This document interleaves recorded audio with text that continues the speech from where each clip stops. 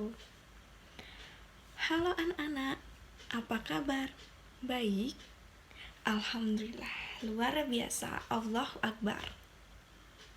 Alhamdulillah, kali ini kita akan bercerita tentang kisah sahabat Nabi Abu Bakar As-Siddiq.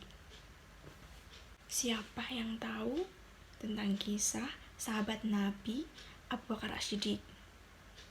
Di mana ya kisahnya? Bagaimana kisahnya? Mari kita saksikan bersama.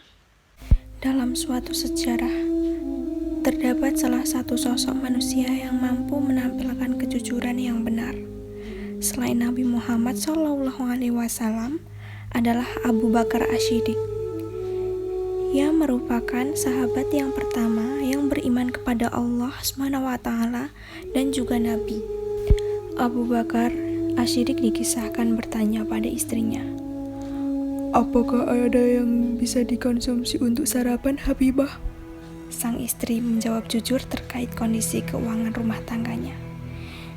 "Tidak ada apa-apa lagi yang kita makan, wahai suamiku," kata Habibah, istri Abu Bakar As-Siddiq.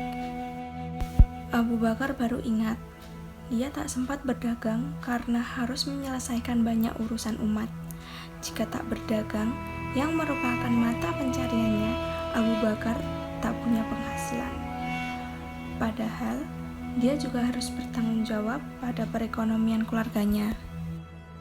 Pagi itu, Abu Bakar akhirnya berangkat ke pasar demi memenuhi kebutuhan ekonomi keluarganya. Sejak hijrah ke Madinah, Abu Bakar As-Siddiq berjualan baju dan kurma di pasar untuk memenuhi kebutuhan keluarganya. Abu Bakar yang keluar rumah sejak tadi pagi untuk berdagang tak bisa ditemui oleh warga. Hal ini menimbulkan kekecewaan hingga mereka mengadu pada Umar bin Khattab yang berjanji akan meneruskan pada Abu Bakar As-Siddiq. Saat akhirnya bertemu, Umar mengatakan, "Abu Bakar tak layak lagi berdagang di pasar karena kewajiban utamamu sekarang adalah umat. Aku memiliki keluarga, oleh sebab itu aku perlu berdagang untuk mencari nafkah bagi keluargaku," ujar Abu Bakar. Menanggapi kondisi ini, Umar mengajak khalifah yang sebelumnya saudagar kaya tersebut bertemu dengan Baitul Mal Abu Ubaidah Al-Jarrah, penjaga Baitul Mal saat itu bertanggung jawab pada peradaban Islam. Saat itu Abu Ubaidah ingin memberikan sepasang baju untuk musim dingin dan panas, yang bisa diganti jika sudah usang. Namun Umar mengusulkan uang supaya Abu Bakar tak perlu lagi berdagang untuk memperoleh pendapatan. "Sebagai khalifah, engkau memang berhak mendapatkan gaji dari Baitul Mal," kata Umar. Usul Umar disetujui oleh Abu Ubaidah, dan Abu Bakar berkata, "Asal tidak menimbulkan fitnah di kalangan umat Islam dan masyarakat umum," ujar Abu Bakar. Umar awalnya mengusulkan gaji sebesar 500 dirham per bulan atau 6.000 dirham setahun. Namun, usul Umar tersebut ditolak oleh Abu Bakar yang menilai gaji tersebut terlalu besar. Sejak itu, Abu Bakar As-Siddiq menerima gaji dari Baitul Mal, sehingga tak perlu lagi berdagang untuk memenuhi kebutuhan ekonomi keluarga. Waktunya dihabiskan untuk menyelesaikan masalah umat dan berdakwah untuk Islam.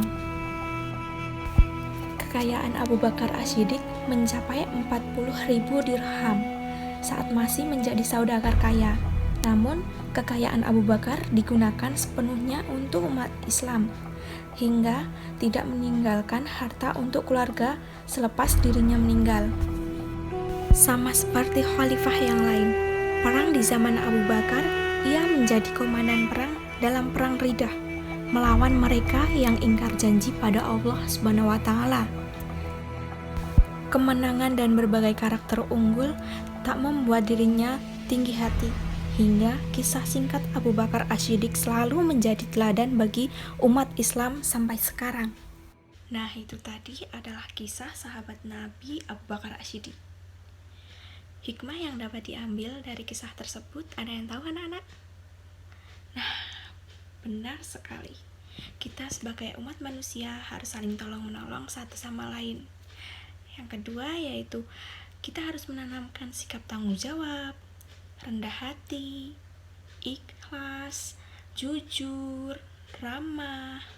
Nah, itu tadi hikmah yang dapat dipetik dari kisah Abu Bakar As-Siddiq. Sekian dan terima kasih. Wassalamualaikum warahmatullahi wabarakatuh. Sampai jumpa lagi anak-anak.